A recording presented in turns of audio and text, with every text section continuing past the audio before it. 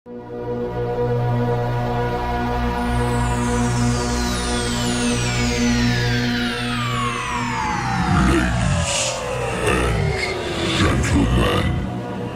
may I have your attention, please? The show starts in 5, 4, 3, 2, 1, go.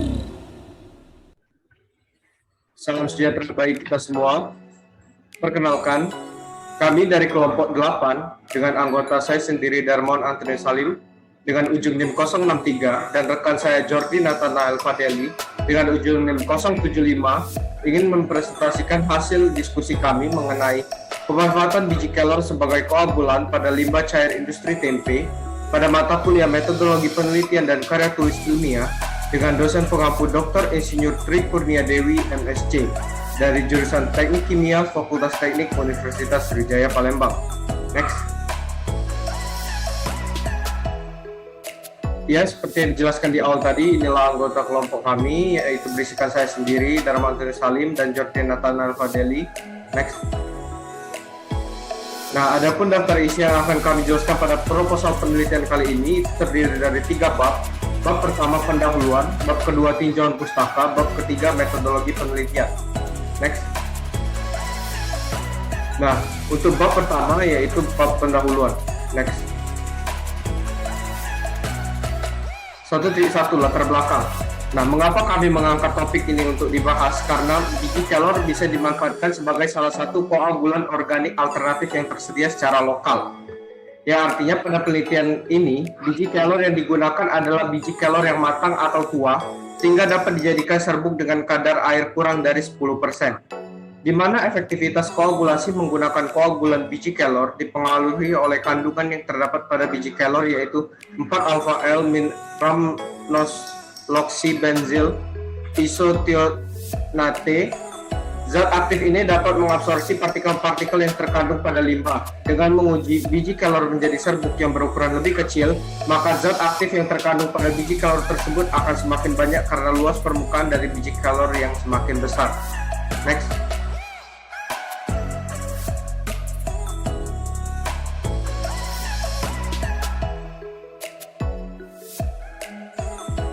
Untuk selanjutnya, jenis koagulan dalam pengolahan kimia terbagi menjadi 2, yaitu koagulan alami dan koagulan kimia. Jenis koagulan kimia yaitu aluminium sulfat, klorida besi sulfat, ferisulfat, dan feriklorida. Jenis koagulan alami yaitu kitosan dan ekstrak tanaman. Ekstrak tanaman yang biasanya dimanfaatkan adalah biji, eksudat, dan daun. Limbah cair industri tempe adalah salah satu sumber dari pencemaran lingkungan.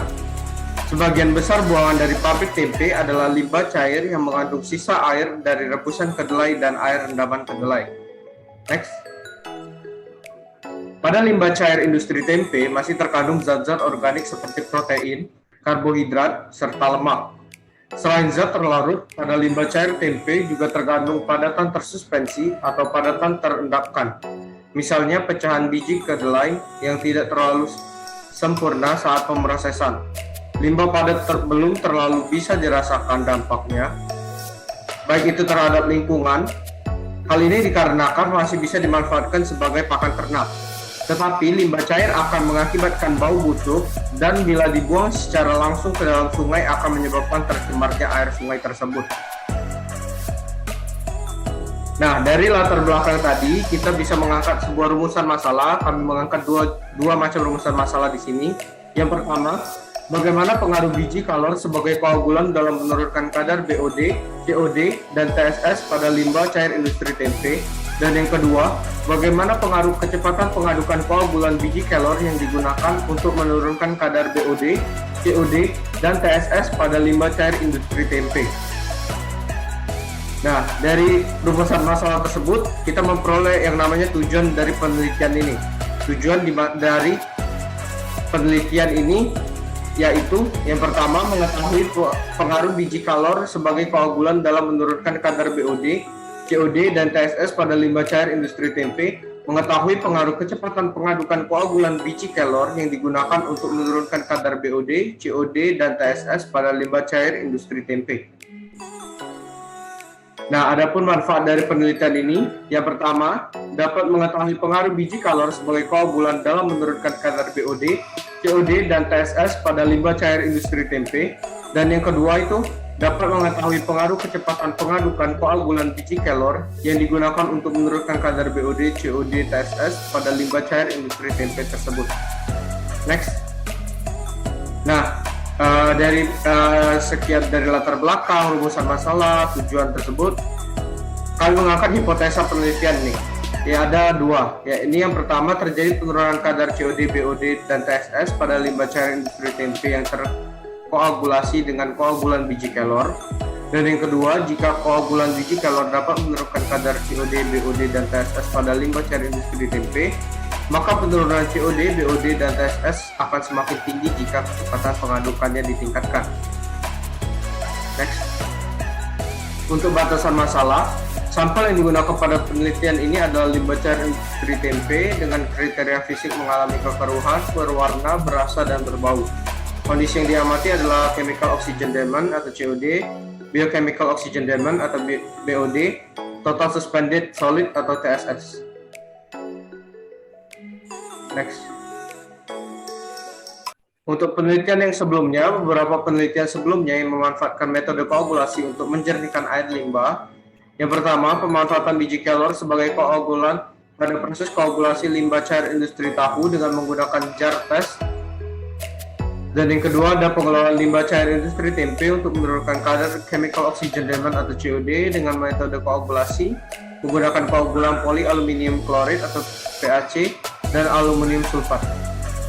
Penelitian ini memiliki prinsip memasukkan koagulan ke dalam air limbah, lalu kandungan COD dan BOD kemudian dihitung untuk mengetahui manfaat dari koagulan tersebut untuk air limbah. Nah, untuk bab 2 dan selanjutnya akan dijelaskan oleh rekan saya. Kepada Jordi, dipersilakan. Baik, terima kasih Anton. Di sini saya akan melanjutkan penjelasan materi dari yang Anton jelaskan tadi. Di sini saya akan menjelaskan yaitu bab 2, tinjauan pustaka. Yang pertama adalah limbah cair.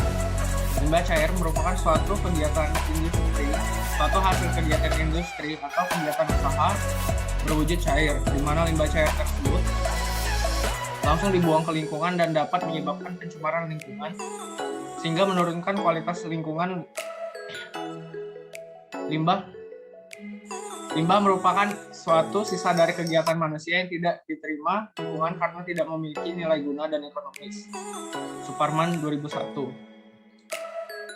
Selanjutnya adalah limbah cair industri tempe. Limbah cair yang dihasilkan oleh industri tempe memiliki potensi pencemaran lingkungan yang cukup tinggi jika langsung dibuang ke badan air.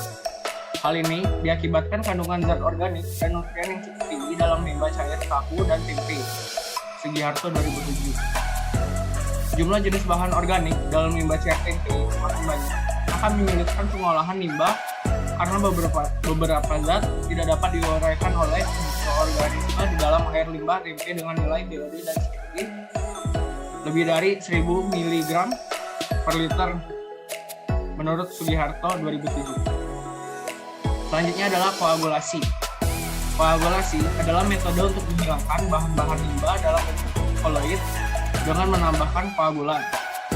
Koagulasi ini akan menyebabkan partikel-partikel koloid akan saling tarik-menarik dan menggumpal membentuk blok, menurut Suryadi Putra 1995. Salah satu proses yang dilakukan untuk pengolahan air limbah menjadi air bersih adalah proses koagulasi.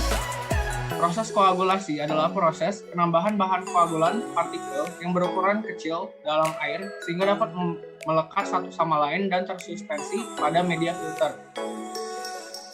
Mekanisme koagulasi.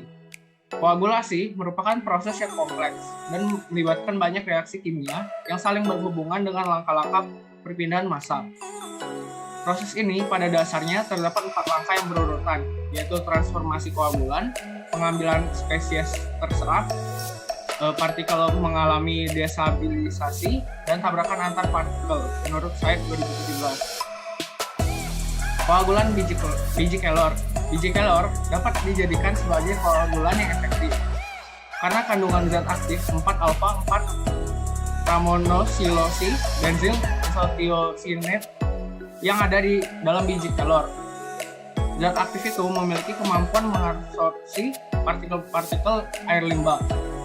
Senyawa bioaktif 4-alfa 4-ramonosilosi benzyl isothiocyanate dalam biji kelor mampu mengabsorpsi dan menetralisir partikel-partikel lumpur serta logam yang terkandung dalam limbah, sehingga sangat potensial digunakan sebagai koagulan alami untuk membersihkan air sehingga layak minum, menurut Siswoyo 2007. Selanjutnya adalah chemical oxygen demand atau COD. COD merupakan jumlah oksigen yang dibutuhkan oleh oksidator H2CrO7 untuk mengoksidasi seluruh material baik organik maupun anorganik yang terdapat di dalam air. Menurut Amanda 2019, nilai COD berhubungan dengan kadar oksigen terlarut ini juga merupakan parameter penting karena dapat digunakan untuk mengetahui gerakan massa air serta merupakan indikator yang peka bagi proses-proses kimia dan biologi. COD menunjukkan jumlah total oksigen yang dibutuhkan untuk mengoksidasi bahan organik secara kimiawi, baik yang bisa didegradasi secara biologis atau biodegradable maupun tidak bisa didegradasi secara biologis atau non-biodegradable menjadi CO2 dan H2O menurut Effendi 2003. Nilai CO2 yang tinggi menunjukkan adanya pencemaran air oleh zat-zat organik yang berasal dari berbagai sumber seperti limbah pabrik, limbah rumah tangga, dan sebagainya. Menurut Amanda 2019. Biochemical oxygen demand atau BOD. BOD adalah jumlah oksigen yang dibutuhkan oleh populasi mikroorganisme yang berada dalam kondisi aerob untuk menstabilkan material organik. Menurut Darmono 2010. Hasil tes BOD digunakan untuk menentukan jumlah oksigen yang diperlukan untuk menstabilkan kandungan biologi dari zat organik yang ada, menentukan ukuran fasilitas pengolahan limbah cair, menyesuaikan dengan baku mutu efluen limbah cair. Selanjutnya adalah total suspended solid. TSS atau total suspended solid adalah jumlah berat dalam miligram per liter lumpur kering yang ada di dalam air, limbah, setelah mengalami proses penyaringan dengan membran berukuran 0,45 mikrometer. Total suspended solid atau padatan tersuspensi total adalah bahan-bahan tersuspensi dengan diameter kurang dari 1 mikrometer yang tertahan pada saringan milipor dengan diameter pori 0,45 mikrometer. Menurut Soeharto 2011. Nilai TSS 6.424,7 mg per liter yang tinggi pada limbah tempe mempengaruhi kualitas sungai, berkurangnya jumlah spesies dan jumlah individu makhluk menurut Palar 2004. Selanjutnya adalah bab 3. Bab 3 ini membahas tentang metodologi penelitian. Yang pertama adalah jenis penelitian. Jenis penelitian ini bersifat kuantitatif karena dibutuhkan data yang spesifik untuk mengetahui bahwa biji kelor dapat digunakan sebagai koagulan untuk menentukan kadar COD, BOD, dan TSS pada limbah cair industri tempe. Selanjutnya adalah waktu dan tempat. Penelitian dilakukan di Laboratorium Teknik Kimia Fakultas Teknik Universitas Sriwijaya pada tanggal 1 Februari 2022 sampai tanggal 25 Februari 2022 dengan sampel limbah diambil dari salah satu pabrik pembuat tempe yang ada di kota Palembang. Selanjutnya adalah metodologi penelitian. Metodologi penelitian yang digunakan yaitu eksperimental dengan desain post-test only control. Desain yaitu penelitian yang dilakukan dengan mengadakan manipulasi terhadap objek penelitian serta adanya kontrol, di mana kondisi tersebut dibuat dan diatur oleh peneliti. Pengaruh perlakuan dilakukan dengan cara membandingkan kelompok yang diberi perlakuan dan tidak diberi perlakuan, menurut Sugiono 2014. Variabel yang digunakan pada penelitian ini yaitu variabel bebas, terikat, dan kontrol.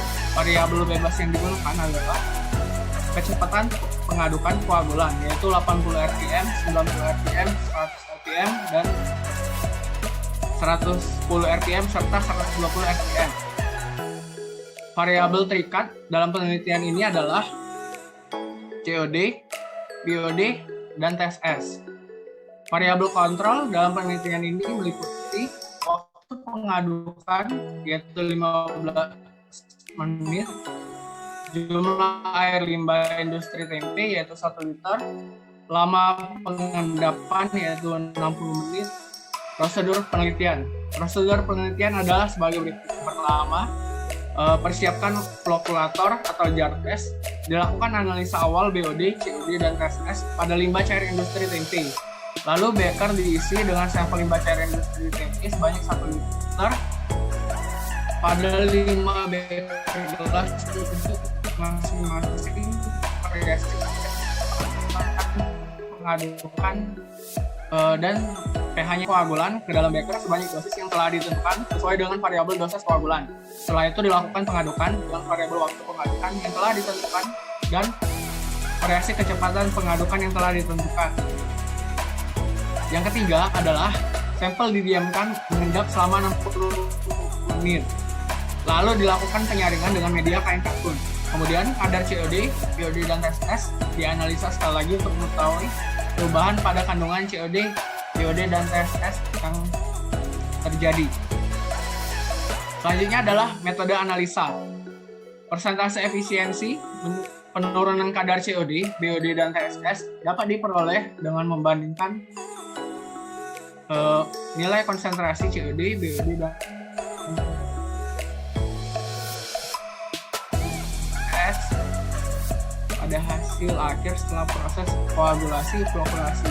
Hal ini dapat dihitung dengan persu dikurang CE dibagi CO dikali 100%, di mana persen R adalah efisiensi removal, CO adalah konsentrasi awal, CE adalah konsentrasi akhir.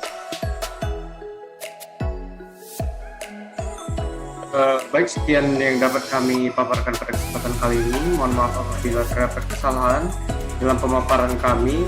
Terima kasih atas perhatian teman-teman sekalian dan kepada dosen pengampu kami ucapkan terima kasih.